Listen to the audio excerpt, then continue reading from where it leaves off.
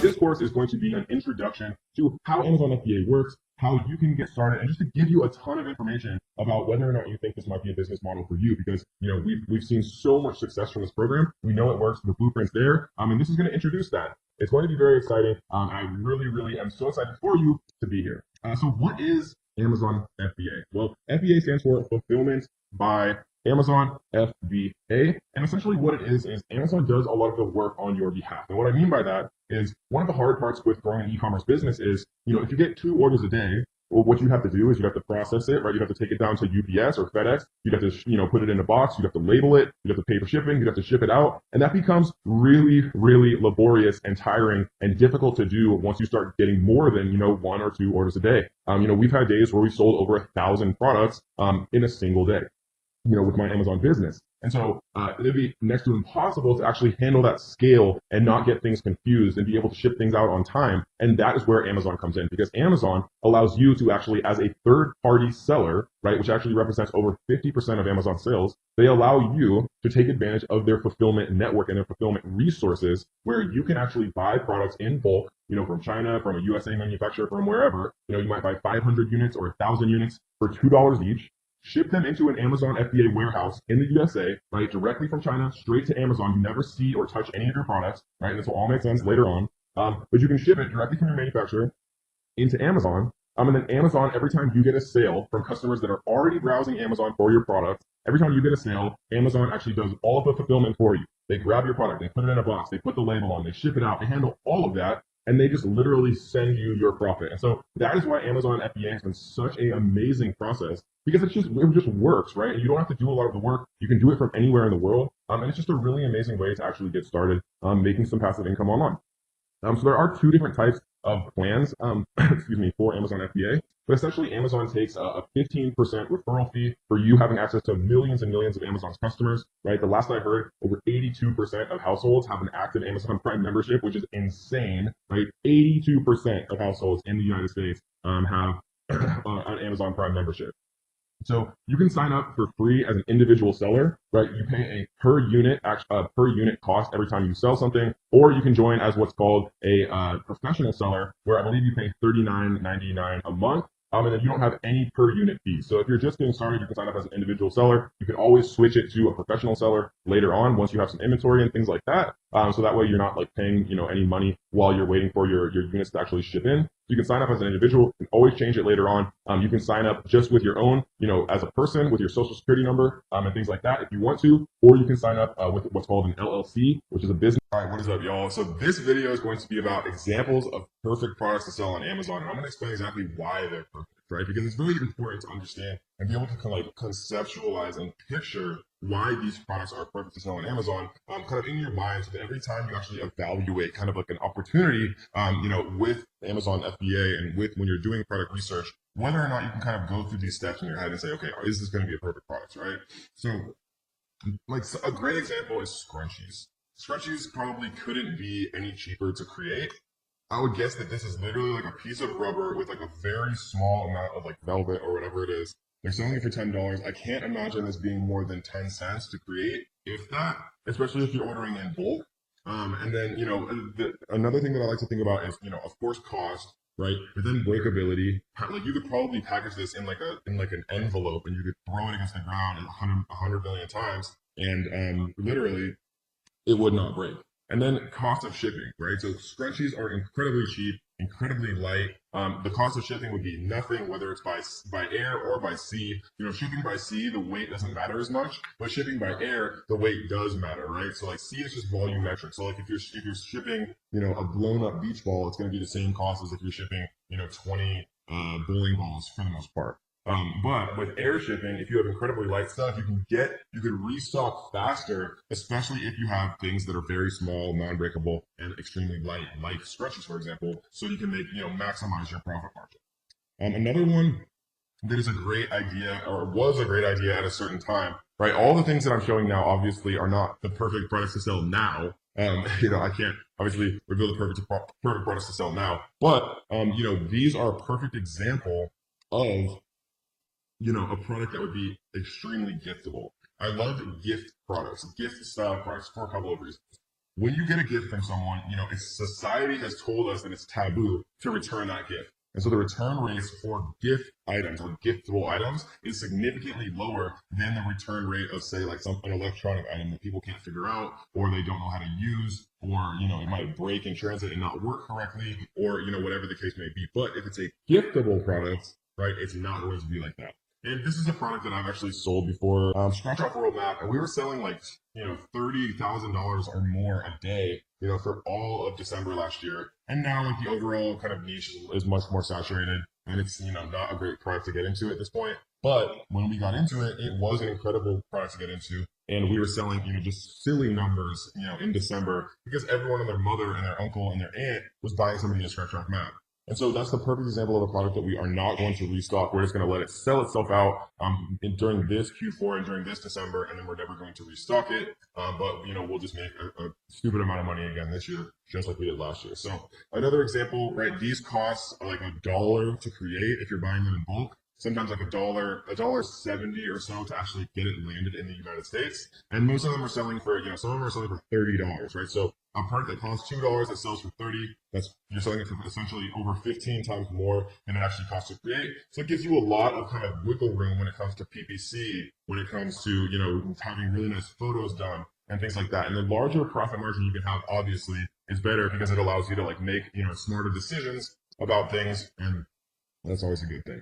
So the ultimate example of the perfect Amazon FBA product at one point, right? It has the passion, it has the love, right? People are not concerned about price when they're buying a wedding ring replacement, a silicone ring, right? They're not concerned with price. Even though if you think about it, this probably costs a cent to make. This is literally a tiny piece of rubber. It's not breakable at all, right? It literally has, love and intrinsic meaning and emotional meaning. When people are buying things for their spouse, people that they love, their price sensitivity is incredibly low. This is definitely like a birthday present for dad, or a gift for uncle, or, whatever, I guess a gift for husband, or whatever the case may be, right? And it's literally tiny. You could fit probably 100,000 of these into like a carton, depending on how you packaged it. It literally is never going to break. It weighs probably less than an ounce, less than a gram, or whatever it is, right? It weighs nothing, very non-breakable, costs nothing to make, has that intrinsic value, has that emotional connection, meaning, and has the giftability, right? So this is like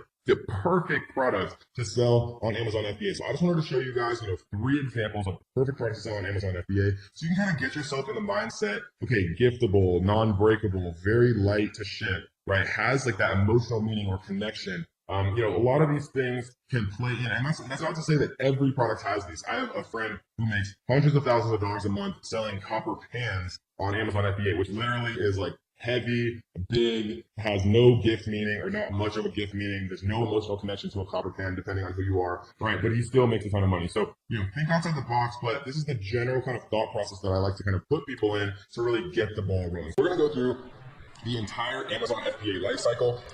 Part 1.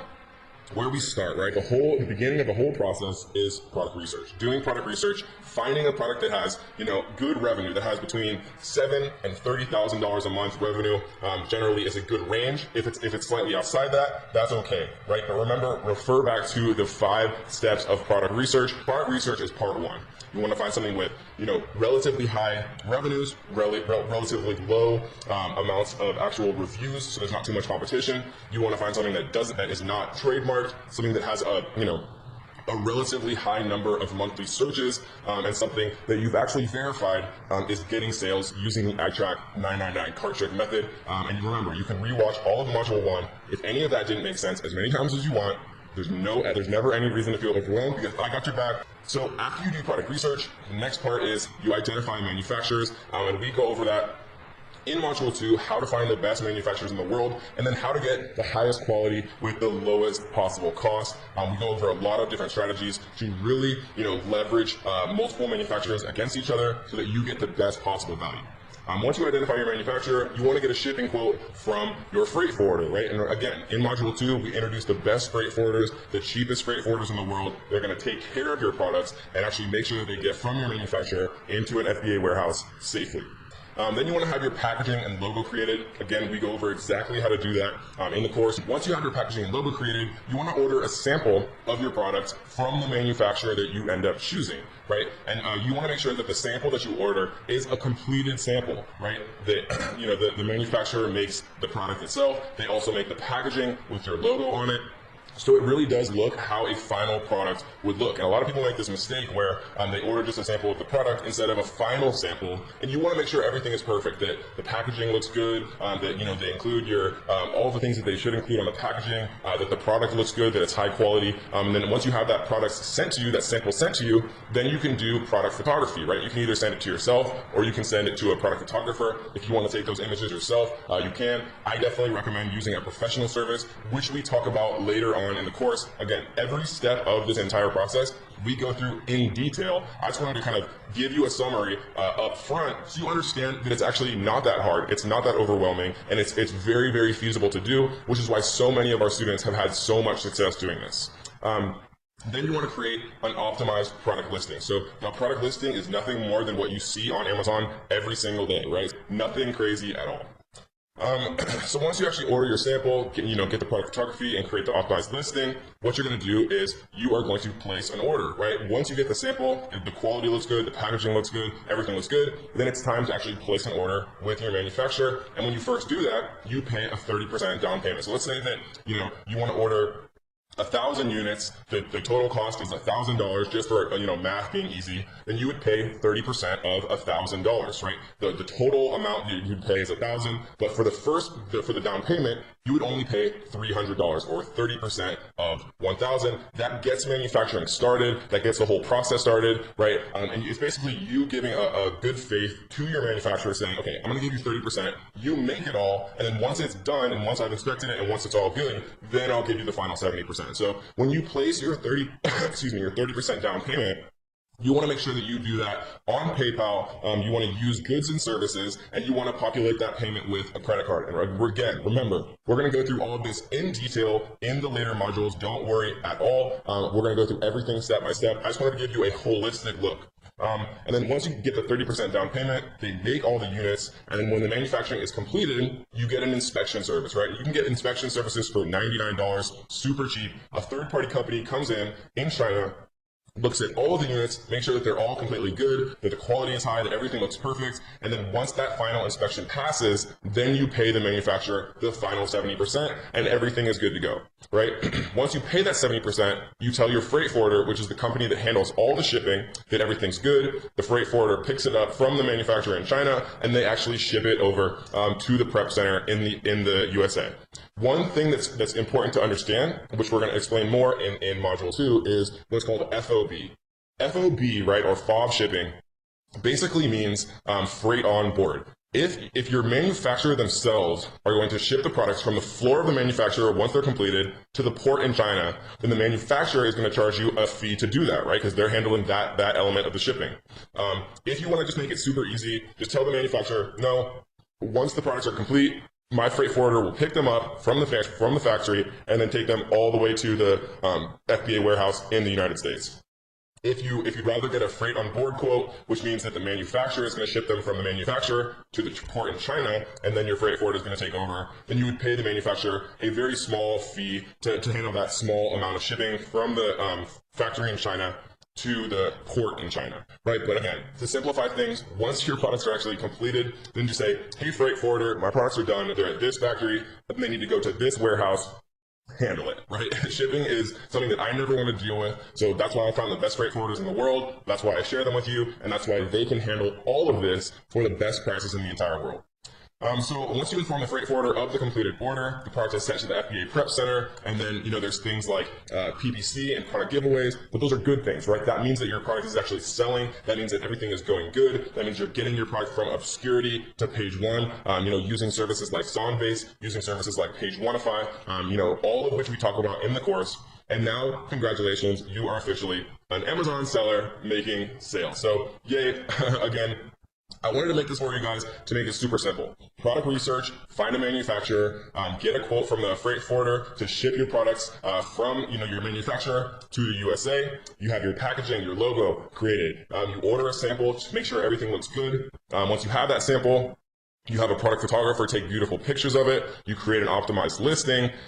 Once you get your sample, everything's good. Then you place an order with your manufacturer. You pay 30% down payment to get everything started. Once your manufacturer is done manufacturing everything, then you get an inspection to make sure all the units look good. You pay the final 70%. Once everything's done, you've paid. Your freight forwarder picks it up from your manufacturer in China, gets it to the FBA warehouse in the United States, and then you are now officially an Amazon seller, ready to start making sales. This video is going to be about, should you borrow money to be able to actually expand your business faster? And the answer normally, guys, is it depends on you, right? Like, I'm very responsible with my credit cards. I financed my entire Amazon FBA business using credit cards when I first started. But it depends on you, right? If you're not good at managing finances and things like that, then maybe a credit card doesn't make sense. Maybe it only makes sense to use the money that you currently have. But for most people, right, I think it makes a huge amount of sense to actually use financing and borrow money if you do it in the right way, right? The best way by far to actually do this is by using what's called a 0% APR credit card. So you see right here the annual percentage rate, 0% intro for 15 months from account opening on purchases. This means that you can use as much of, if let's say they give you a $5,000 limit, that means that they will give you essentially a $5,000 loan for 15 months for $0, right? For zero cost, no interest, literally telling you that for the first 15 months, you can spend 100% of the money that they allow you to borrow, right? And you'll pay zero interest. That is a very, very good deal. It's very, very hard to find in the real world, and this is an incredible card also because you get unlimited 1.5% cash back. That means if you spend $100, right, you get $1.50 in cash back, and it starts to add up very quickly as you start to make larger and larger purchases. And you can do all types of things. You can pay for your product photos with your credit card. You can pay the down payment for your actual product with your credit card. Sometimes you can even pay the 70% final payment with your credit card if you're using PayPal and you work out that you split the fees with your suppliers. We'll talk about in detail later on, right? This is the best possible way to borrow money and leverage yourself in a stronger way when you're actually starting on Amazon FBA, because usually the biggest restriction that I've heard from my students and that people have is availability of capital, right? If you had $10,000, $20,000, you could invest in more products, and the more products that you invest in, if you've done your due diligence, and you're actually putting in work and making sure that they're going to be a good product, the more good products that you invest in, the more money that you'll make faster. That's why I was able to make over $1,000 a day pretty much instantly when I started Amazon FBA, because I invested in multiple products at once rather than just buying one product and it taking 1 to 3 months for it to actually arrive in an Amazon warehouse and be able to be sold, right? So I was more impatient. I had a lot of confidence in myself, and I didn't have a course or anything like that. If I had this course, I would have put my whole life savings into products, and I would have made a 7-figure business in my first 6 months. So this is what I recommend for sure. If you're not in the USA or you have terrible credit or can't get approved for this particular card, right? This is my #1 recommendation, no question. That's it, right? If you can get this, do it. Use it for everything. Get a second product, get a third product. Leverage yourself, right? If you're doing your due diligence up front, there's never a reason why more availability of capital would not be a good thing for you, because it just means that you can make more profit. If you can't get the Chase Freedom Unlimited card, it's the best, no question. 10,000 reviews, 4.5 stars, very, very good. If not, right, there's PayPal business loans. Fast access to fixed payment business loans from $5,000 to $500,000. There's also PayPal working capital. Pay as you grow with PayPal working capital. Basically, what this means is as you receive PayPal payments, they take a percentage of those payments and pay it back to the working capital loan. This one is better if you have a pre-existing business and you're taking money in on PayPal. You can take a loan out and then pay it off every time you get a new payment in from PayPal. So this is a good one if you have a pre-existing business and you're accepting PayPal transactions. Cabbage is another one, right? It's the same thing.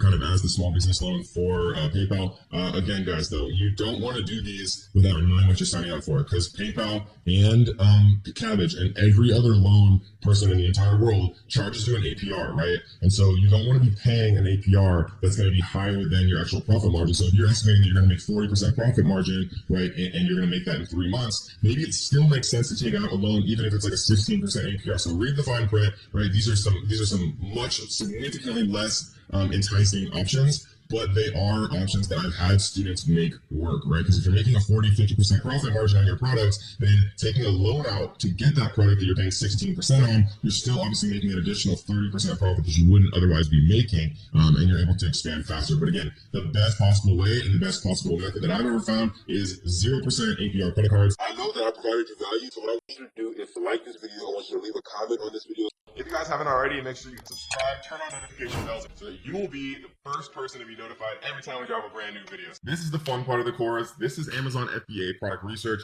This is where the magic happens. This is where the money is made. So we are going to be focusing on viral launch for much of this course because it is the best software available now, right? Originally it was Jungle Scout, and now viral launch has just really been exploding and expanding, and their team is very passionate and they're just doing very big things. The main tools that we are going to be using for Amazon FBA product research are going to be called market intelligence and product discovery, right? We see that for $59 a month, you can get product discovery. If you pay monthly, annually, you can get market intelligence, sales estimates, and a Chrome extension, and product discovery. You can get this all for $49 a month if you pay annually, or you can get it for $59 a month if you pay monthly, right? And so for our purposes, guys, all we need are these first two, right?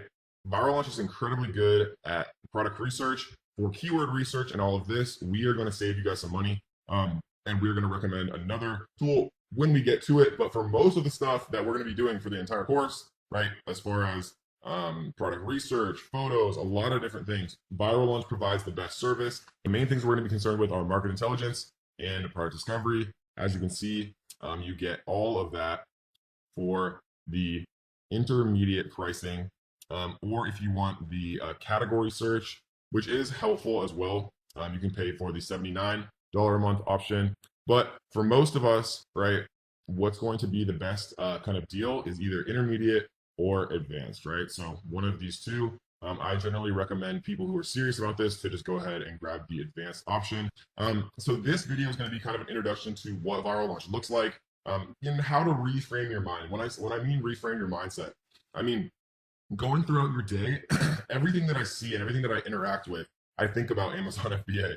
And maybe that's unhealthy, but it's helped me become very successful selling on Amazon FBA. Like, for example, I'll go to like a Mexican restaurant and I'll see that like little rubber mat that like they have in the kitchen that people stand on that food falls in, right? Like a restaurant non-slip mat. Or I'll see like a little menu holder, like an acrylic menu holder, and I'll think to myself, can I sell that on Amazon? And you just take notes on my phone all throughout the day, and then I come back and I check on these products via Viral Launch to see if the landscape is competitive, right? We're going to look at how many monthly searches are they getting? How many reviews do they have? How many people are trying to sell this product? Is there room for improvement on this product, right? What are the negative reviews saying? Could I improve the quality of the product? Could I add something to it to bundle? And don't worry, we're going to talk about all of this much more in depth as we move throughout this module, but it's just important to kind of get your mindset in a place where you're thinking about Amazon FBA, throughout your day-to-day life, because sometimes the best ideas will just come to you, right? So this is product discovery, guys. We can see right here, if we go to search, there's a couple of options up here. There's the normal product discovery, right? And what this means is you put in the categories you want to see. You put in, okay, I want to see products that have a minimum of $10,000 a month revenue, that have a minimum price of $15, that have a minimum review count, or excuse me, a maximum review count of maybe like 50 or 100 reviews or whatever the case may be. And you press show products and it shows you, right? Keyword, actually, you can choose the category. Similarly, you can choose the the maximum review count you want to see, the minimum average monthly revenue of all the products you want them to show you. And then instead of showing you actual exact products, they show you keywords, right? And this is one of my favorite ways to use Viral Launch. And we're going to talk about all of this much more in depth. This video is literally just meant to introduce you to like all that's available to you and all of the advanced filters. This is really where you can kind of differentiate yourself from everyone else searching and really find the true diamond in the rough product. So we're going to focus on how I use these a lot in a little bit. And then brand. So brand shows you actual brands that sell on Amazon. Obviously, like Nike is a brand, but they're not a brand that we'd ever want to compete with, but it's just an example of a brand. It shows like little companies that sell tea or, people that sell supplements or whatever the case may be. And you can jump very in depth on those brands and look at, their sales history, if they're improving or going down or what's kind of going on. It gives you a lot of ideas about what you could potentially, if you could potentially compete or create a product similar to what that brand is selling. And then category obviously shows you, in-depth categories, and you can take a look at things related to the categories themselves. So this is product discovery.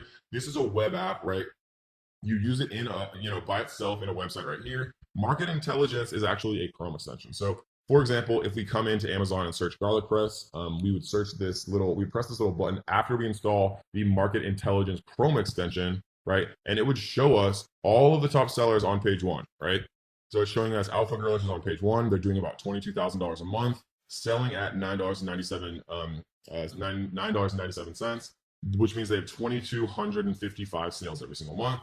We can see how many reviews they have, their review rate, right? Their review rating, like what their average reviews are. A lot of different stuff we can really see here. We can even see net profit estimates, but these are very, very inaccurate in all software, right? Firewall Launch does a good job of this, but you can never rely on net profit because it's impossible for them to calculate that, for anyone to calculate that, because they don't know how much your cost of goods sold are. They don't know how much you're paying for shipping. So it's a good baseline, very, very general idea, but you need to do the calculation yourself. And we'll teach you how to do that in a little bit. We're using a tool called the Amazon FBA fee calculator.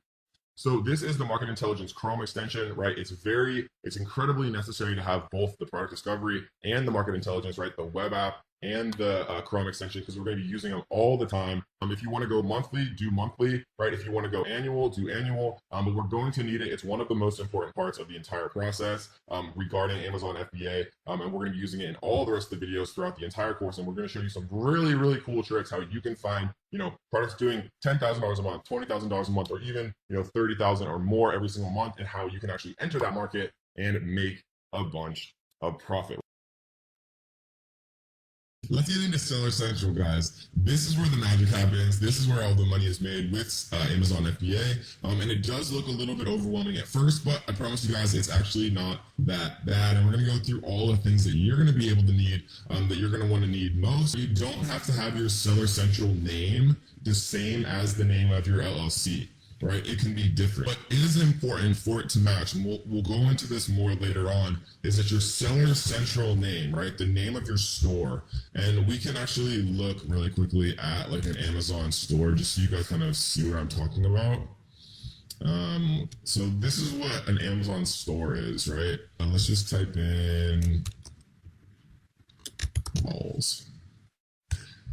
What you'll see is the name of the actual seller right here is Click and Play, right? And so that does not necessarily mean that their LLC is called Click and Play. It could, but it doesn't mean that. What's important is you want your Amazon Seller Central name, which you set up when you sign up for your account. You want that name to match what you trademark. And so they probably are going to trademark like Click and Play products, right? Like the actual word mark, which again, we'll talk about later on, so don't worry about it. But what this allows you to do is it gives you protection if your Seller Central name matches your trademark. If people are trying to hijack onto your listing, again, which we'll talk about in a little bit, it just makes things easier. When you register for a trademark, it allows you to get brand registered. It allows you a lot of protection against, scummy people who want to do you wrong on Amazon if your Amazon Seller Central name matches your trademark. So don't worry about any of that right now. Remember, we're going to go through the entire course before we actually do or implement anything, so we don't make mistakes. But it's just something to keep in mind, that you want your Amazon Seller Central name to match what you're going to eventually file a trademark for, to protect yourself from people that are trying to do you wrong. So this, guys, is Seller Central. This is actually a live account that I used to have. We had a couple of test products in here. This is going to be the Seller Central account that is actually going to be used throughout the entire course. So we see that we actually have some stuff live here. We're selling a conversion ping pong table set, which actually does incredibly well. We're selling a 24-inch round color spinning prize wheel, and we're selling some Moscow mules and some other stuff that are out of stock. And so this is Seller Central, guys. This is what you're going to see every single time you do log in. And so most of the stuff that we're going to be using, guys, is in the manage inventory right here, right? This is where you add products. This is where you add variations. This is where you do a lot of stuff that we're going to talk about a little bit later on. We don't often use this pricing dashboard because you can actually just set the price in the edit screen, which is how I do it myself and how I teach people to do it. Orders you don't really use as often. This is more for what's called FBM, right? Fulfilled by merchant. If you're actually like shipping out like handmade towels or something from, wow, my examples are so bad. If you're shipping out like handmade pillows from your house, right, and you're shipping them out one at a time, then you might use managed orders more often, or if you have to deal with like customer service and stuff like that. But this is more so for FBM, which is fulfilled by merchant. We are all doing FBA, which is the much more scalable option, right? Because if you FBA stands for fulfilled by Amazon, and so what that means is if you sell 1 unit a day or you sell 1,000 units a day, Amazon will fulfill all of those for you. You don't have to go to FedEx or UPS and actually package all of this stuff yourself. And so we're not going to use orders too much. Advertising and inventory are definitely the two things that you're going to use most often. We're going to talk extremely in depth about the advertising section later on in the course when we actually go into marketing. We're going to talk about how to sell things via Amazon's internal platform, Amazon PPC. Right? We're going to talk about how to sell your products on Amazon with Instagram. We're going to talk about how to sell your products on Amazon with Facebook ads, the best way. We're going to go super deep into marketing, and we'll tell you everything that you possibly need to know about that. This is just meant to be kind of a introduction to Seller Central, just so it doesn't look as overwhelming, right? And then obviously you have some reports here, which we're going to talk about later on, and then performance if you ever have any issues like with your account or claims or anything like that. And so that, guys, is the overall kind of little tutorial. Really quickly, I want to jump into the edit section because, again, this does look a little bit overwhelming for people when they first start out, but it's actually not that bad. Right, so this is where you put your title, very simple. This is where you put your manufacturer, your brand name, things like that. If you have any variations, but variations aren't available for this category, this is where you set your offer. If you want to put a sale price, right? If you want to say, well, it's normally $250, but we're going to have a sale price of $199, right? So Amazon will show a strike through here, and this would be the final price that your customer would pay. Most of this stuff is inapplicable to these type of products. Like if you're selling things with lithium ion batteries and things like that, or if you have applicable dangerous goods regulations, right? But that's obviously not applicable for a ping pong table. This is where you put your images, very self-explanatory, obviously. Your description, right? These are kind of like the bullets that show on an Amazon listing and things like that. And so this is where you put search terms and things. And that's pretty much it, guys. It's very simple. And most of the time that we spend in Seller Central, again, will be in the inventory section and in the advertising section. So that is your overview for Seller Central, guys. All right, guys. I hope you're ready to learn. I hope you enjoyed Module 1. I hope you just got absolutely flooded with good ideas on how to find your first profitable Amazon FBA product. Because in this module, we're going to be teaching you how to find the best manufacturers in the entire world to actually create your product, right? Because the relationship that you have with your manufacturer will be one that is either very good or very bad. And I'm going to teach you how to guarantee, at least as much as it's possible to do, that your relationship is going to be a good one with your manufacturer, right? So this, guys, is Alibaba. For those of you who've never seen this before, welcome. Alibaba is a massive, multi-billion-dollar company. Created by Jack Ma and a bunch of other people. This is most of the things that you see in your house right now. Most of the things that you're probably wearing on your body were made from manufacturers that are listed on the site, right? This is basically like a massive directory of manufacturers, most of which are based in China, but there's also like Alibaba Vietnam and like Alibaba India, and lots of different kind of versions and outfits of Alibaba. Because, like I said, like they're mainly like a directory of manufacturers that can pretty much produce anything. So you could do Alibaba Vietnam, Alibaba India, but most of the time I just use normal, good old-fashioned Alibaba. And that's what we're going to talk about today, specifically how to find manufacturers and what to look for to, make the chances that your experience with a supplier is good. Right? Supplier, manufacturer, kind of the same thing. What you don't really want is a wholesaler. You don't really want to work with any middlemen, right? You want to find the person that's going to give you the absolute lowest possible price, and you want to work with them, right? Because the lowest possible price means more profit. So let's actually dive in on exactly how we're going to find the best manufacturers in the world.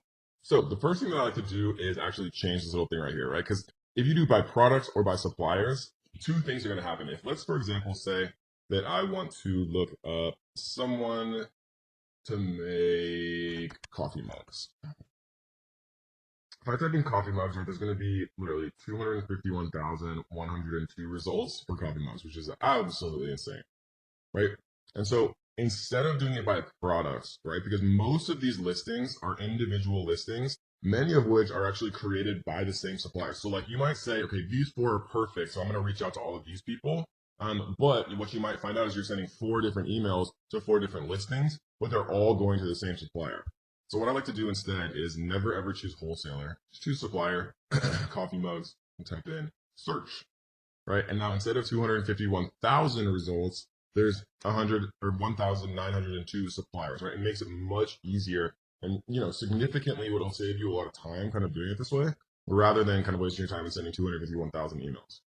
This video is going to be about how to actually ship your products from China directly to the manufacturer inside of an Amazon FBA warehouse in the USA.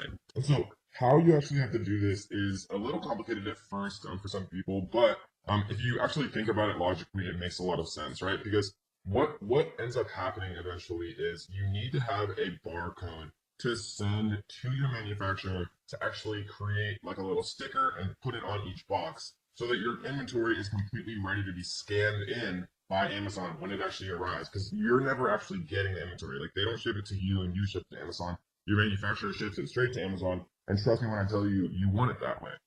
And so in order to actually ship your products from China to the Amazon FBA warehouse directly, you have to have like all of your barcodes and things kind of figured out. And then you basically just send your supplier an email, with the carton labels and with the UPCs to actually put onto the product itself. And so how we're going to do this is we're going to go to add a product.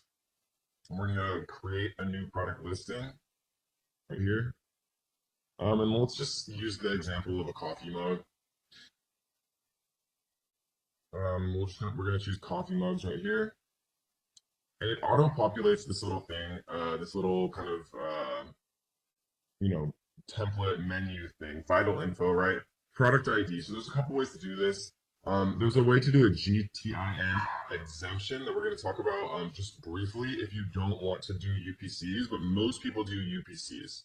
Right, so there's been arguments and controversy for literally like a year or more about whether or not you're supposed to use what's called GS1, which is Amazon's official recommended UPC provider, but other people use other things that are significantly cheaper, right? So if you see GS1 right here, 1 through 10 is $250 plus a $50 annual fee. So for 10 UPCs, and UPCs are just barcodes that every product has, right? Universal product code.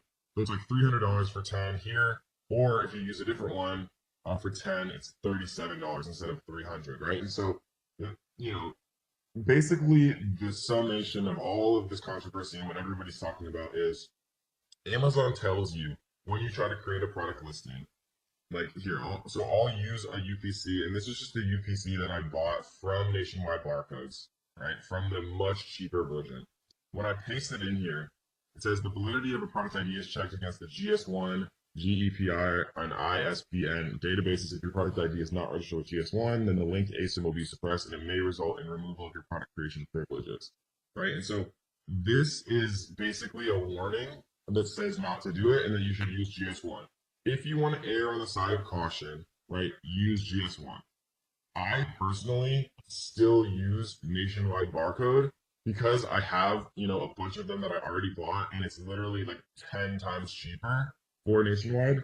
And Amazon still allows me to create product listings using Nationwide barcodes, the cheaper barcodes, right? And I think it's very, very unlikely, personally, right, that Amazon is going to go and retroactively, mess around with listings that have used Nationwide or any of the other millions of UPC services, because it would just destroy their catalog. But if you want to err on the side of caution, right, then just get GS1 barcodes directly and pay the $300 and for 10 UPCs. And then, in the grand scheme of things, $300 is not that much money for, the ability to list 10 UPCs. Or if you want to save a little bit of money and live on the wild side like me, then use nationwidebarcode.com.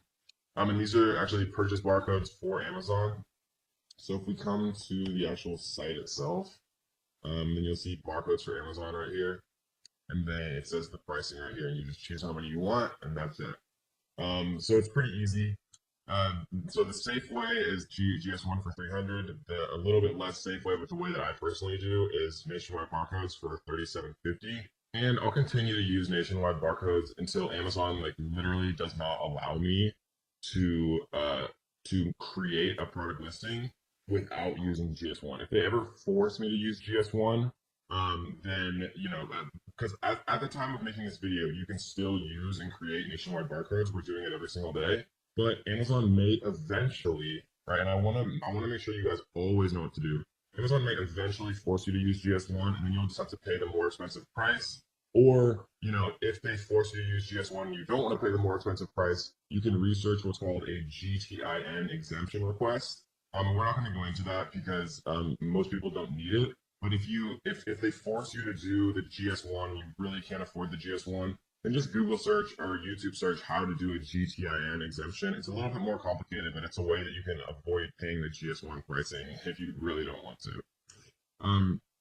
Okay, cool. So we're gonna make this. We're just gonna say coffee mug for mom. We're gonna say the brand name is Coffee Mugs, 3Z's. The offer, and this isn't that important right now, because all we're doing right now is creating a listing so that we can actually get what's called the FN SKU, right? Because the FN SKU is what we're gonna have to send to our supplier. And once we send that to our supplier, then they're gonna be able to print out little stickers that they're gonna put on every single one of our coffee mugs. And then once they're sent from the manufacturer to Amazon, Amazon's able to actually scan all of those in. Right, so we're just gonna put $19.99 here. We're gonna put new. And the fulfillment channel, I want Amazon to ship and provide customer service for my items if they sell, right? This is Amazon FBA. I want to ship this item myself. This is Amazon FBM, right? Fulfilled by merchant. So we're gonna save and finish here. Your listing is being created. This process may take up to 30 minutes. Please check back and change your listing fulfilled by Amazon at that time. So we're just gonna press continue. Right, and I'm going to pause the video really quick, and then once it's actually up, then I'm going to show you guys the next step. All right, guys, so here's the listing that we looked at. So if we click this one right here, then we can do action on. And what we're going to do is, normally you do print item labels, but sometimes it gives you an error, right? So no item submitted. I wanted to show you guys that because I've just had so many students ask me about that particular error. So what we're going to do to fix that is click this little checkbox and then go to change to fulfilled by Amazon. Even though I know we selected that to start, it's like this weird thing that just happens. So what we're going to do is we're going to go to convert and send inventory. And save and continue. It's just there below. This form has not been completed. Add dangerous good information. Is this product a battery? Just utilize batteries? No. Product regulation information. Is this product considered dangerous goods or hazardous material? No. It's a copy mug. Submit. And now we're going to save and continue.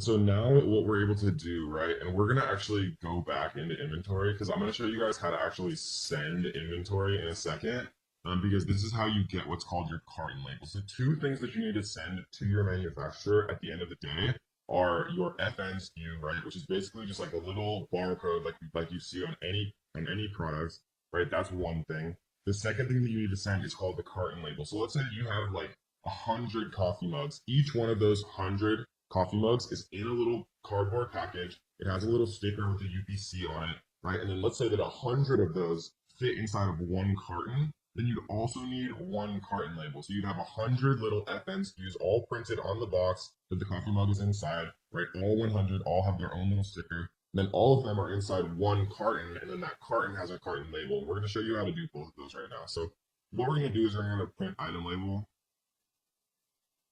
And what we're going to do is go to print item labels right here. And so this is going to download something. And so we're going to send this to our manufacturer. And this is the little barcode right here that allows Amazon to actually scan this. So we're going to save this to our desktop. We're going to call this coffee mug FN SKU.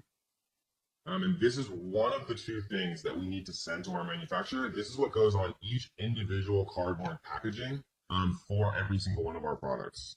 And so the next thing that we're going to do is we're going to go back to inventory here, and we're going to we're going to click this little box, and we're going to go to send replenish inventory.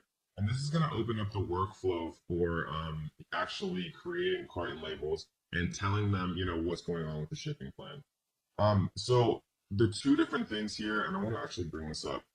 Individual products, if your shipment consists of individual items with different SKUs and in different conditions, it's almost never individual products because it would be very strange to put different products in like the same cartons and things like that. Case pack products, if your shipment consists of cases previously packaged by the manufacturer that contain identical items with matching SKUs in the same condition, excuse me. So we're going to click this and we're going to go to continue to shipping plan. And what we're going to do is we are going to actually fill this out. So your supplier is going to be able to tell you how many units are coming, per case. They might say, yeah, well, okay, so 48 units fit per case, and you guys ordered 200 or whatever the case may be, so there's going to be a number of cases, right? So something that I like to do actually, and this is a good little note to take down, is you want to ask up front how many units are going to be in each case, right? Because and the reason that I say that is because if they say 48 units fits per case, but you order 200 units, then there's going to be that awkward 48 times 4, right? So there's going to be like 8 missing units, and then it just gets a little tricky. Instead, order 48. If they say there's 48 per case, right, or per carton, then order 48 times X, like the number of cartons that you want to reach that number that we taught you how to do when you're actually inventory forecasting and choosing how many products that you want to sell to be able to sell, and factor in giveaways for that 90-day or that 3-month period. So let's just assume that they said there's 48 units per case, and let's say that we wanted to buy, 48 times 4, then there'd be 192 total units here. Your supplier is going to be able to give you the measurements in inches. I usually just keep it inches. They usually give it to you in centimeters, but I'll do inches. So let's just guess that it's 12 inches by 4 by 6, or something like that, right?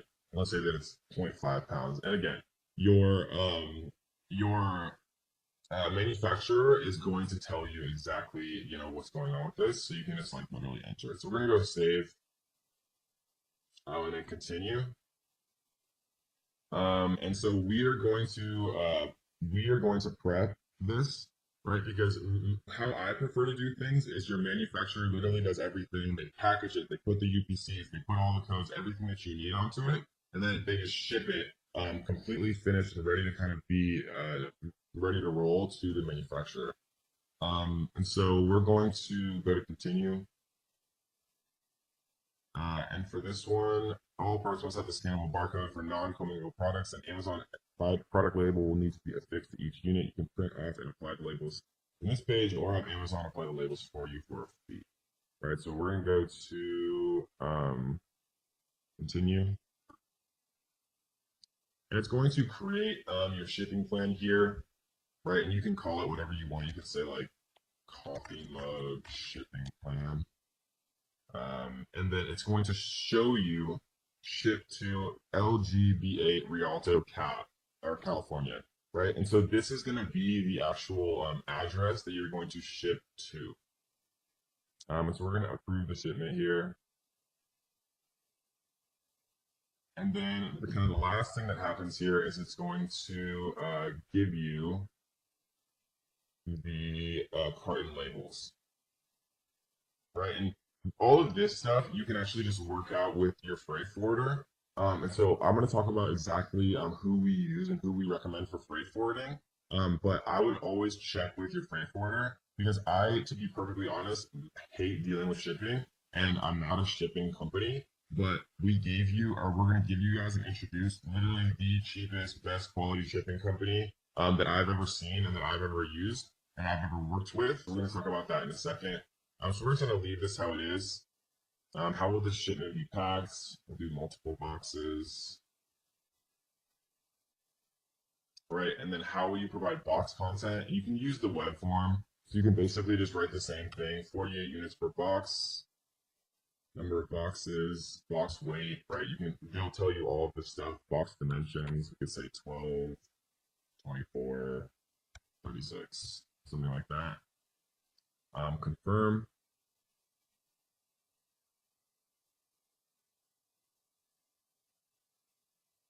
So you can calculate the shipping charges here.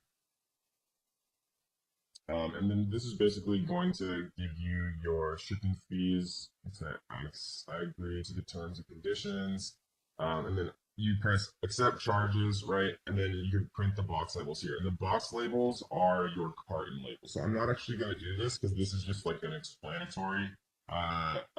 This is just an explanatory kind of tutorial. I'm not actually creating the shipping plan, and Amazon would actually charge me if I click this button. But you just press this button, right? And then the last thing you do is print box labels. And the two things that you're sending to your supplier are the box labels or the carton labels or whatever you want to call it. And then also your FN SKU that we downloaded that I showed you exactly how to do. And those are the two things that your supplier needs to be able to, properly label all of your individual products and then properly label the cartons that your products are inside. So that is the shipping plan. That is generating an FN SKU from a UPC, right? We talked about GS1. We talked about nationwide barcode. We talked about the GTIN exception if you're really not trying to use GS1 and they are disallowing sometime in the future using nationwide barcode. In this video, we're going to talk about how many units to order on your first order. Right? Because this is a question I get all the time, and it's very important because I think a lot of people have this misconception that they should order 500 units, right, or 100 units or something crazy like that. And we're going to talk about mathematically how to break it down because it depends on what product that you're going to invest in, what niche that you found, what you think is going to be a good product after doing your due diligence, right? Because whether it's a garlic press or something that sells much more popularly or something that sells much less so than a garlic press, obviously you'd want to order different quantities, bearing in mind the long-term storage fees of over 180 days. So let's teach you guys exactly how we're going to do this. So we're going to come in and type in garlic press, obviously, which would be like the highest volume keyword related to the garlic press niche. And what we're going to do is we're going to run market intelligence here. And we are going to take this whole thing, right, the top, the first 16 on page 1, and we are going to export.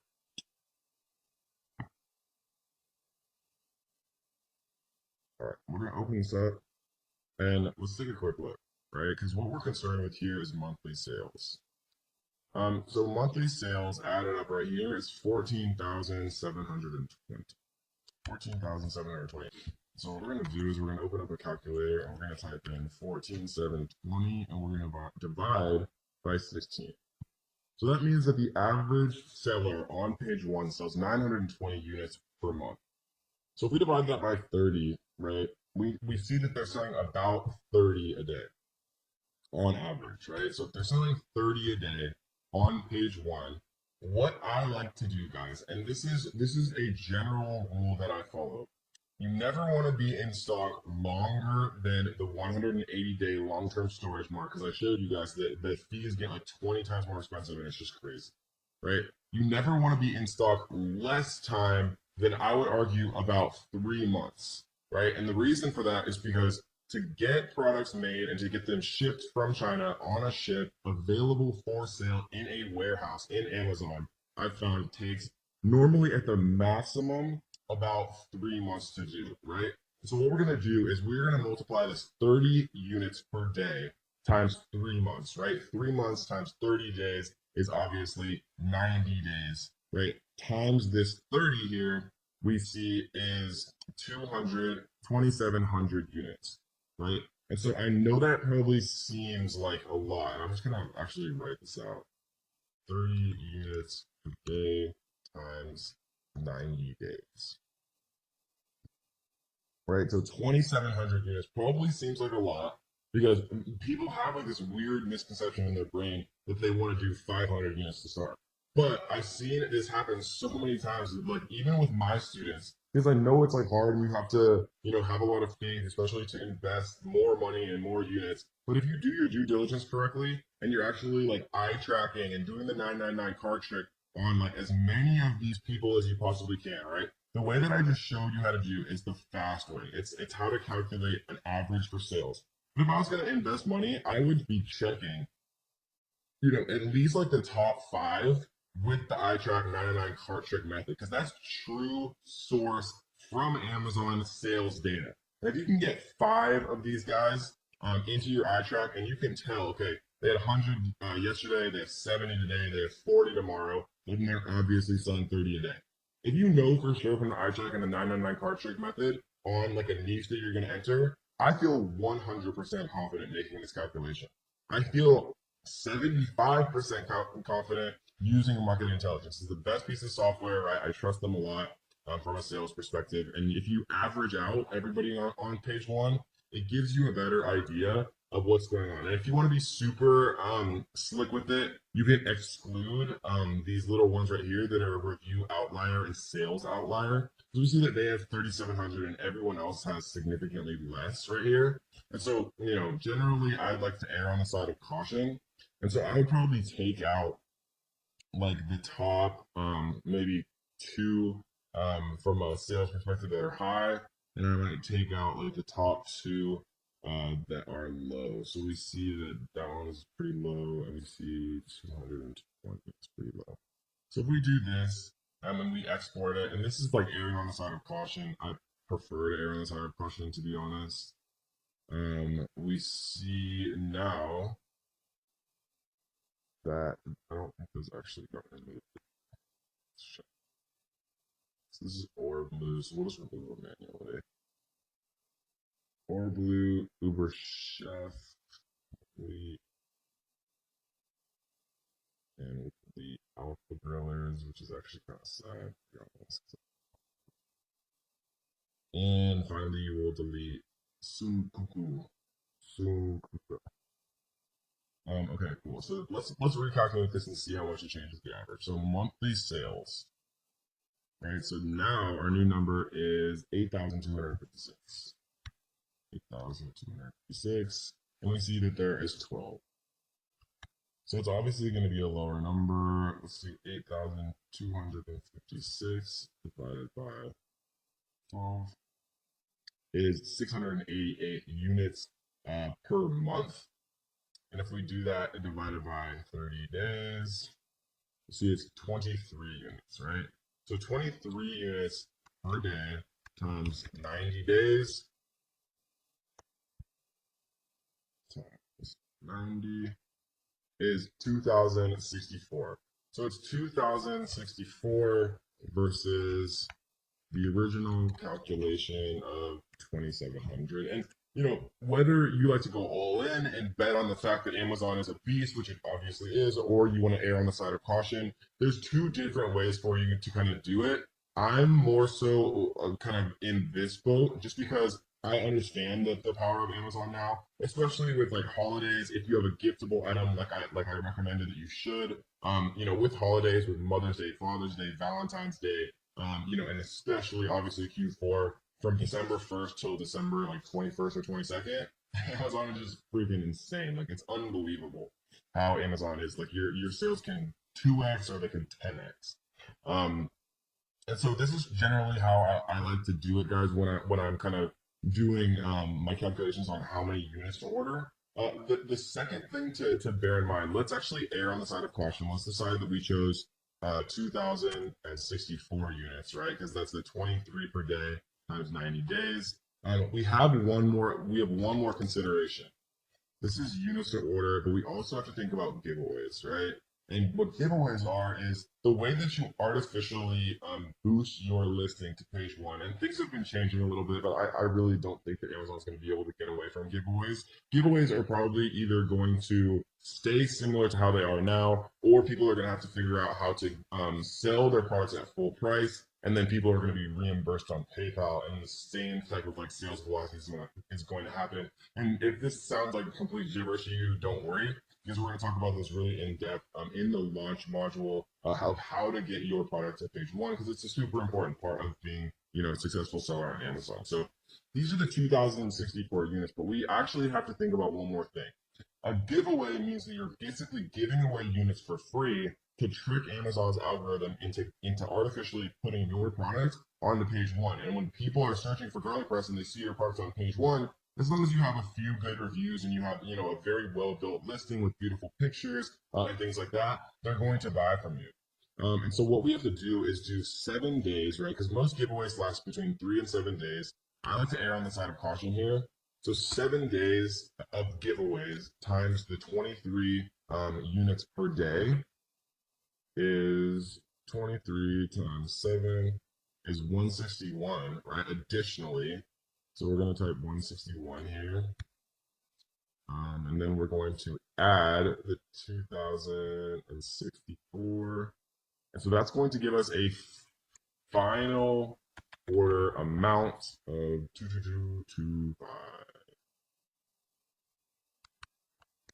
And that, guys, is how you do basic inventory forecasting. The biggest thing that would be a differential would be once you kind of understand what's going on with holidays. So, like, for example, when we do inventory forecasting for one of my companies that's very gift oriented, we'll literally order 10 times as many units because we know we're going to sell 10 times as many units from December 1st to December 23rd. So 22 extra days. Instead of multiplying it by 1, we'll multiply it by 10 and we'll order that many more units. And so when you're first getting started, it's very, very difficult to do that. And so I generally recommend that you err on the side of caution unless you have some disposable income and you want to bet on Amazon, right? What you can do if you want to be a little bit more risky is you can come into like Camel, for example, and let's just choose one of these really quick. So let's choose the good old alpha fillers.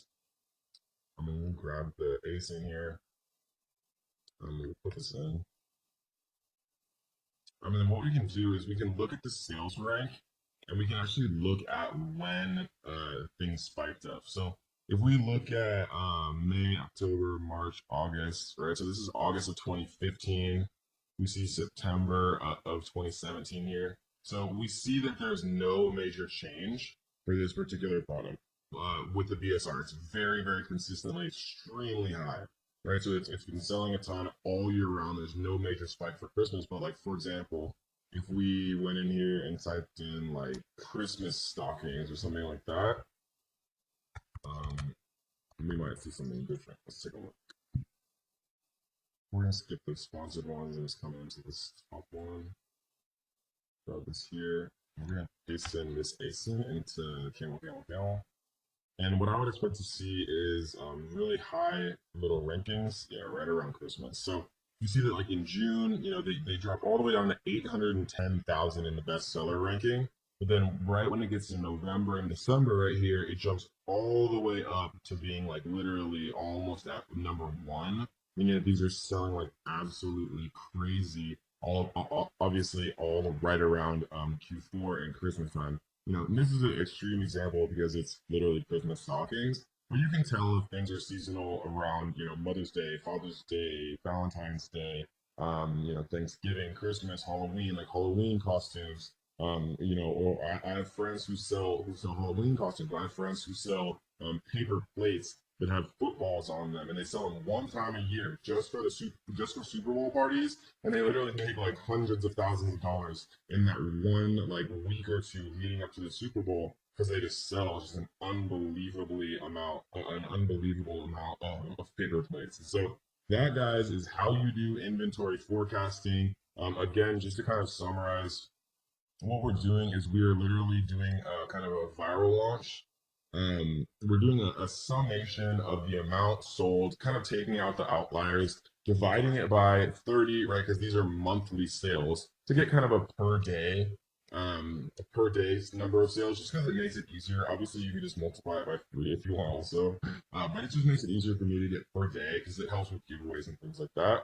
Once you're per day, then I multiply it by 90 days because I like to have 3 months stock. I like to order 3 months stock because that's generally how long it takes to reorder. So once you kind of start to get low, a little bit lower, then you reorder, right? Once you kind of get that, once you get your feet wet, once you feel those sales, once you kind of start to see, okay, this does work, I can make a bunch of money doing this if I'm doing things correctly, then you'll start to get a sense of how many you're actually consistently selling. how many you start to sell for holidays and things like that. And then if you're riskier, you can look at camel, and Google Trends and things like that to see and try to guess maybe ordering more units. But sometimes it's fun selling out and just not having like the kind of stress and feeling like you're ordering way too much. And so that's kind of how you order for 90 days. You never want to reach that 180-day long-term storage, guys. Welcome to module 3, where we're going to talk about how to make a perfect listing, or as close to a perfect listing as is possible to do. We're going to talk about a lot of different resources, the software that I use that is super, super key to creating,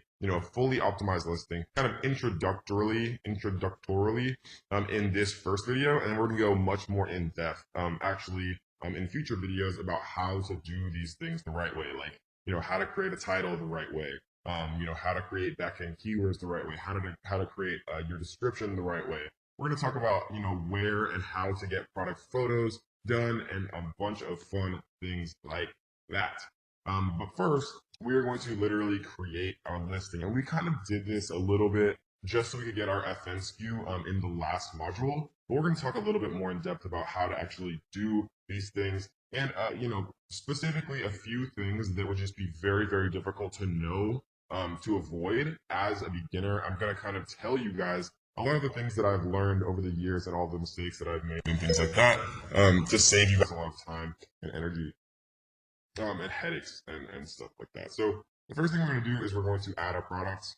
We're going to create a new product listing right here. The reason that it allows you to do it like this is if you're going to sell on someone's listing. So let's say that somebody's selling a garlic press. Amazon actually allows you as another seller to also sell on that person's listing, right? That's what most people commonly refer to as a hijacker. And so when you get a hijacker on your listing, it means that, they have the ability to price their products lower than yours and steal what's called the buy box, right? So if there's 10 different sellers on one Amazon listing, then who has the buy box means that when someone actually clicks, add to cart and buy, whoever currently owns that buy box, like, right, Amazon calls it the buy box, gets the credit for that sale and gets the money for that sale, right? So owning the buy box on your listing is definitely something that you always want to keep in mind. And so we're going to talk about the best ways to do that and the best ways, to actually combat when you do have a hijacker, all later in this module. But before we do that, we're going to talk about just a few simple things when it comes to actually creating a product listing. So we're going to click create a product listing here. We're going to do one just for a basketball because that was the first thing that came to my mind just now. You'll see that there's different categories here, right? For example, basketballs, toys and games, sports and outdoor play, sports, basketballs, right? Or we could do sports and outdoors, sports and fitness, team sports, basketballs, right? In my mind, I would rather actually choose basketballs in sports and outdoors just because, basketball to me is more a sport than it is toys and games, right? These toys and games might be like little plastic basketballs or like the tiny ones that you shoot at like little tiny hoops that you like stick to your wall, right? So I'm going to choose this one, and you'll find that sometimes or always it's worth reading these like categories and subcategories because there'll be small differences, and you want to make sure that you're actually in the most accurate category, right? Because a lot of people teach that, you can try to sneak into like these weird like secondary categories so that you can, rank higher and get like the Amazon Choice badge. But Amazon has gotten so much smarter about this over the years that, trying to outsmart Amazon by, misappropriating where you actually should be categorizing your product in the long run is never going to benefit you. So how I teach it now, and I won't lie, like years ago, it was better to try to like game the system and rank higher in like weird categories, get the Amazon search badge, and then switch your what's called a node, subcategory node. But Amazon has gotten much smarter, and they don't allow you to do anything like that or change your subcategory node. So what we're going to do is just choose the most fitting selection here as far as categories. It's going to pre-populate us a listing right here. Right, so product ID, we're going to use a UPC here. And I already have this pasted. These UPCs I actually purchased from nationwidebarcode.com. Right, and I already talked about this, so I'm not going to go super in depth. Amazon suggests that you should use GS1 barcodes. It's $300 for 10 GS1 barcodes. It is $37 for 10 barcodes from Nationwide Barcode. in my experience in the last 2 years, they've always worked exactly the same. Is Amazon eventually going to force you to use GS1? Maybe that time has not come yet, and so I'm not going to worry about it, right? And so we're gonna just put basic stuff here. Basketball, manufacturer. This would be the name of whatever you want your Amazon store to be called, right? This is also going to be the same name of what you're going to get trademarked, which we're going to talk about a little bit later on as well when we get to the brand registry section. And so what we're going to put in for manufacturer is going to be the name. So we're going to pretend like I'm going to do coffee. We're going to sell everything coffee related. So we're going to do KD Coffee. KD Coffee. We're going to change this to Coffee Grinder. So KD Coffee. This is going to be the name of our Amazon store, right? So like a little link that's actually highlighted that you can click on and you can look at their product portfolios and things like that. This is also going to eventually be what we trademark. So we want it to be something, meaningful to us. So Coffee Grinder, we're going to come back and actually recreate this product name, right? Because this is going to be our title. Variations we're not going to touch for now. Price is actually very important because Amazon has this thing called price band restrictions. And what a price band restriction means is if you set a price originally for your product, and there's other factors too, like the average price of your competition, but it's not as heavily weighted as your initial price you set. If you set a price at like $19 and then your product starts selling like crazy and you want to raise your price to like $49, Amazon won't let you do that. Okay? So the smart thing to do is set this original price at the most you could ever imagine selling your product for, right? And we've sold coffee mugs and wine glasses in the past during the regular year for like $14.99 or $19.99. And sometimes because of supply and demand and because we were stocking out and things like that, we would raise them to just crazy prices like $69.95 or like $79.95, literally like 4 to 7 times more expensive. And so now every time that I'm setting an initial price, because you can actually lower it, but you can't raise it. So for a coffee grinder, and I'll literally open up Amazon here. Let's type in coffee grinder. I don't know why it's not. So we see that there's the most expensive one I see is 40. Here's a 99.99. Here's 139. So I see 139. So let's see what their actual price is. This is probably the sale price. So this is their actual price. They set the price up. Okay, so what we're going to do is we are going to set it at 139.90. And we're going to save it as new. And again, fulfillment channel, I want Amazon to ship and provide customer service for my items if they sell. This basically just means Amazon FBA, fulfilled by Amazon. Images, we're going to leave blank for now because we haven't had those actually made yet, and we're going to save and finish. So that, guys, is how you create the shell of a listing, right? We're going to get much deeper in this section of how to actually create the bullet points, right? And what I mean by the bullet points is like right here, right? They've done a terrible job here creating their bullets, but I'm going to show you guys how to do it right. We're going to show you how to make a fully optimized title. Again, they've done a terrible job here. No offense, Baratza, but we're going to show you how to do it the right way. And even this image could definitely use some work. This is a very boring image in my opinion. And so we're going to tell you the best way to actually get product photos done. And we have, of course, very, very steep discounts to have them done for you in the best possible way. So that, guys, is a very basic introduction as to how to create your product listing the right way, how to categorize it the right way, how to make sure that you don't end up facing, trouble with price band restrictions, which hopefully you'll never even have to think about if you watch this video and listen to me, but it has, it's devastated certain people outside of my course in the past. I've seen it all the time where somebody tries to raise their price and they lose their own buy box, right? Even though they're the only seller on a listing, they'll still lose their buy box. And I know that sounds crazy, but you guys will never have to experience it if you just set your price very high to start, and then we can lower it and we can set a sale price when the time actually comes. Well, we're going to be discussing how to get reviews and launch your Amazon products the right way to get to page 1 fast. And when I say get to page 1, I basically mean, when you type in garlic press, the first page that you see is, quote unquote, page 1. It's by far the most purchases for any specific product category or product keyword. They occur on page 1. Because if you see nice looking products with good reviews, nice pictures at a reasonable price, you buy it, right? Most of the time you don't scroll to page 2 or scroll to page 3 or anything like that. And so kind of how this process works, guys, and it's very important to understand this, is kind of in a sequence of 4.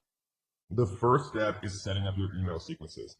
Email sequences basically like once somebody purchases from you, you can send them automatic emails saying like, hey, thanks for purchasing that awesome garlic press. I hope you like it and enjoy it, right? And then 3 days later, you can say, by the way, if there's any issues with it at all, like feel free to email us, right? Because if you can get people to email you rather than, leaving a negative product review if they have some like small issue or it breaks or something, it's almost always worth it to do that. And then you can send one 5 days later, 7 days later, like asking for a review and things like that in the right way. And so we're going to talk about like some tricks and some hacks that I've learned over the years to actually set these up kind of correctly and, just do things in a way that's going to prompt the most interaction from the customer. Because if you can get people to interact and actually open and read your emails, they're going to be much, much more likely to actually to actually, leave you a review and things like that. And so how it works, guys, is you set up the email templates. Once you set up the email templates, then the next step really is getting those first initial reviews, because getting the first initial reviews is very, very difficult. The best ways to get reviews, right, are through the Amazon Early Reviewer Program. This is the best way to get reviews. Basically how it is Amazon incentivizes people who purchase from you to actually leave a quote unquote honest review, and Amazon gives them like a $1 to $3 Amazon gift card for doing that. Basically it gets you up to 5 reviews, and they incentivize people with $3 gift cards. You aren't charged until you receive a review through the program, and enrollment covers an entire SKU variation family. Amazon offers rewards, blah blah blah. Okay, cool. So you basically pay, I think it's $60 to get your first 5 reviews. They're very important. Having reviews is very important for when you actually like launch and go live and things like that. And so you want to set up your emails first so that every customer who buys from you actually gets your follow-up emails and is much more likely to review and do the things that you want. And then you set up the Amazon Early Reviewer Program, because as people start to buy from you, the Amazon Early Reviewer Program will incentivize them to leave reviews that are okay by Amazon, because Amazon has become increasingly strict and, for lack of a better word, whack AF about reviews, and they've been really clamping down on everything related to reviews. And so we're going to go through the best service that is coming up with some very intuitive and innovative ways to help collect reviews, because nowadays getting a review is almost basically contingent on having a full price sale. So like when you're running giveaways and things like that, those reviews have been sticking and less and less. And what I mean by giveaways is, incentivizing people to purchase your products by offering them at like 95% off or whatever it is. We're going to get to all that later on. I just want you guys to kind of understand the process. So email sequence first, so everyone gets your emails. They're much more likely to leave reviews. And then you want to set up the Amazon Early Reviewer Program, right? Then you actually set up your giveaways. So under advertising here, we're in promotions. We're going to talk about giveaways. And so basically the giveaways that we're going to be using are, percentage off giveaways, where you can, say, okay, well, this product we're offering, 100 of them for 95% off.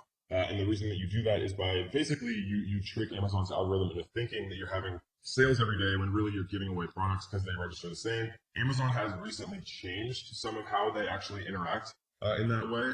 And what I mean by that is, you used to be able to, like, let's say that the person in the first position on page 1 was selling 10 units a day. You used to be able to give away 11 units a day for anywhere between 3 and 7 days, and then you'd outrank them because Amazon would say, okay, well, you're selling more than they are. That has changed recently, and Amazon has still not settled on what they're going to do. And so, the service that we've been using is kind of the leader at this, where, they're mixing in some external traffic. Amazon heavily rewards external traffic, mixing in some full price, quote unquote giveaways.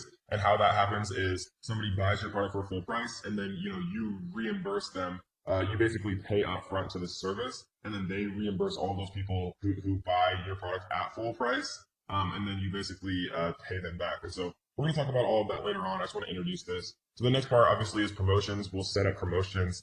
And then the last part is turning on PPC when you launch a product, because you want to, once you have your email set up, once you have your Amazon Early Reviewer Program, once you set up your promotion and you're starting to run it, then you want to turn on PPC. Once you're starting to get some organic rank, and Amazon's trying to figure out what to rank before as you're starting to launch and giveaway launch your product and run giveaways, you want to launch PPC kind of at that same point. Once you have, I start PPC immediately. Some people recommend starting PPC once you have like between 1 and 5 reviews. Obviously, you're gonna waste a little bit more money starting PPC immediately. But I just do it because I'd rather launch a day faster and waste a little bit of money than not waste anything and launch once I have reviews, because it can take like 3 to 5 days or even longer sometimes to get your first review with the Amazon Early Reviewer program. I know that I provided you value, so what I want you to do is to like this video. I want you to leave a comment on this video. If you guys haven't already, make sure you subscribe, turn on notification bells so that you will be the first person to be notified every time we drop a brand new video.